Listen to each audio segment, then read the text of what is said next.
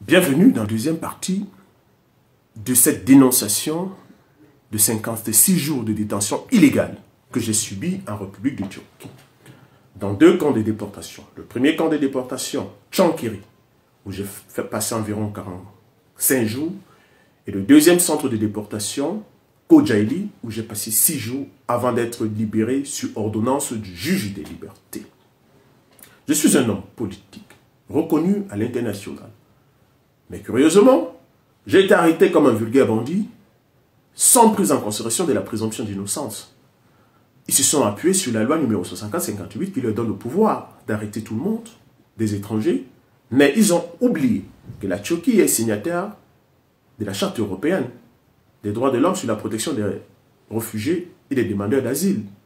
Cette convention internationale qui est au-dessus de la constitution de la République de Turquie.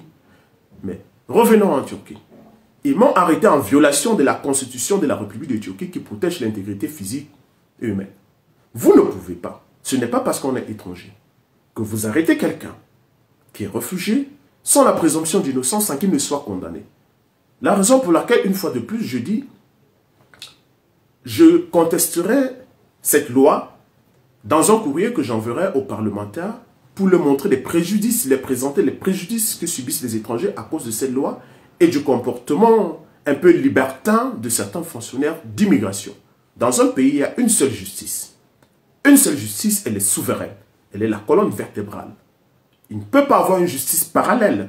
Sinon, on se retrouverait un peu comme dans des années d'apartheid en Afrique du Sud ou des périodes de ségrégation aux États-Unis où effectivement il y avait des lois, mais qui étaient des lois ségrégates, qui donnaient plus de pouvoir à certaines personnes qu'à d'autres. Ce n'est pas parce qu'on est étranger que, parce que vous êtes soupçonné d'avoir posé un fait, on peut vous arrêter. On brise des familles, on détruit des vies, on vous envoie en détention pour 1 an, soit vous signez déportation, et après on se rend même compte que vous êtes innocent, mais comme la procédure est enclenchée, elle est obligée d'aller jusqu'au bout. Alors, ça c'est une violation flagrante des droits humains, et en tant qu'homme politique, je me battrai contre cela. Ce n'est pas acceptable dans un monde de justice. Ce n'est pas acceptable. Nous sommes appelés demain à servir nos États en Afrique. Quelle est l'image que l'Africain qui subit des injustices pareilles en République de Turquie gardera de ce grand pays? Ce pays du grand Mustafa Kemal Atatürk. Ce pays du président Recep Tayyip Erdogan qui est un ami de l'Afrique.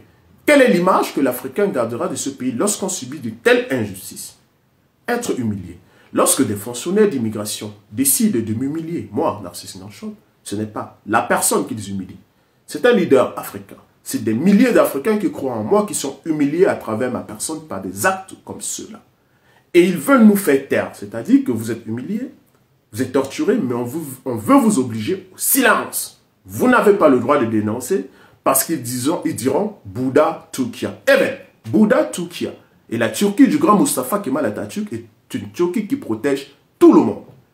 Une Turquie de justice, une Turquie de démocratie, une Turquie de droits humains.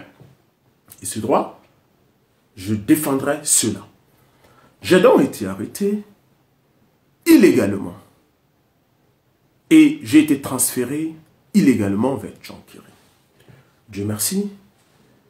Tous les Turcs ne sont pas comme ce directeur, c'est l'ancien directeur d'immigration des dîners.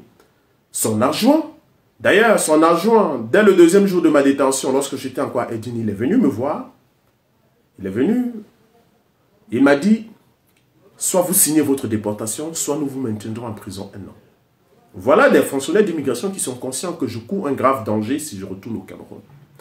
Qui sont conscients que je suis un homme politique important pour la jeunesse camerounaise, mais qui veulent m'obliger à signer ma déportation vers le Cameroun ou me maintenir en détention pendant 1 an. Pourtant, ils sont conscients que je suis innocent.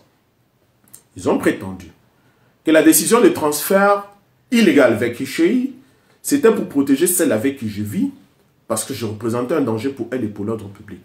Mais le jour où j'ai été appelé à l'immigration pour être notifié de ce transfert, j'étais bien accompagné d'elle. Après investigation, les caméras de l'immigration à Edirne peuvent montrer que j'étais avec elle. Comment est-ce que je représente un danger pour une personne avec qui je vis et avec qui je viens à l'immigration et vous constatez que nous n'avions pas de problème? Ils ont tenté de faire croire que je représente un danger pour l'ordre public à Edirne.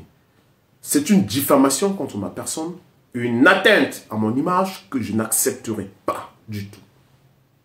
Je le dis encore, j'ai beaucoup de recours devant moi pour que mon image soit totalement lavée dans cette affaire où je suis sali.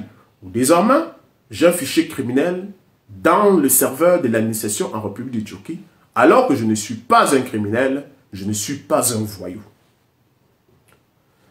Mes très chers amis, peuple d'Afrique et peuple du monde, voilà donc comment certains fonctionnaires d'immigration en République de Turquie utilisent le pouvoir que leur confère la loi numéro 64-58 sur les étrangers pour martyriser, pour terroriser, pour humilier, soit des réfugiés, des demandeurs d'asile, ou tout simplement des étrangers dont la tête ne les intéresse pas. Raison pour laquelle il est important de faire comprendre par courrier aux dirigeants, au Parlement d'abord, ensuite au président, au bureau du président de la République, pour que les prérogatives de détention soient uniquement entre les mains du juge. Parce que le juge, lui, reçoit les parties, étudie les dossiers et donne son verdict au nom du peuple souverain de la République de Turquie. Mais certains fonctionnaires qui, selon leurs humeurs, décident de maintenir des personnes en détention, posent plutôt des problèmes et portent atteinte à l'image de la République de Turquie en posant des actes inhumains et injustes. Je dirais même qu'ils défient l'autorité des juges et ils défient l'autorité de la justice en maintenant des personnes reconnues innocentes par la justice dans les centres de détention et de déportation. Et pour un état de droit, ce n'est pas acceptable. Dieu merci. Malgré les humiliations que j'ai subies, n'arrive à l'être humain que ce que Allah aurait accepté. Allah a voulu que j'aille dans ces centres de détention.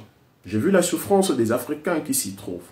Certains, parce qu'ils ont commis des délits et même des crimes, en essayant de se rendre illégalement vers l'Union européenne, d'autres pour des bagarres de rue et qui méritent leur peine, mais j'ai constaté qu'il y avait aussi des innocents. Certains arrêtés pour des factures d'électricité impayées, pas une seule facture impayée. Tout le monde peut se retrouver dans cette situation de facture impayée. Ceci ne mérite pas une année de détention au point de briser des vies et des familles. Ce n'est pas acceptable dans un état de droit. Nous pensons sincèrement qu'il faille une réforme profonde de la loi numéro 64-58 afin que les prérogatives de détention soient uniquement entre les mains des juges qui, eux, sont souverains et leurs décisions souveraines. Même si parfois elles peuvent être contestées toujours devant les juridictions, mais le juge rend sa décision après avoir écouté les parties. J'ai donc voulu, en attendant que mes avocats utilisent les voies et recours pour rétablir mon honneur, mais surtout, il faudrait veiller à ce que tous les fonctionnaires qui utilisent le pouvoir que leur confie l'État pour aider les juges, pour aider l'État à gérer les étrangers qui sont sur le territoire, qui utilisent ce pouvoir plutôt pour poser des actes de terreur, ils répondront devant la justice, que ce soit en République de Turquie ou à l'international. Parce que, heureusement, la Turquie a signé et ratifié plusieurs accords internationaux sur la protection des réfugiés et des demandeurs d'asile sur son sol.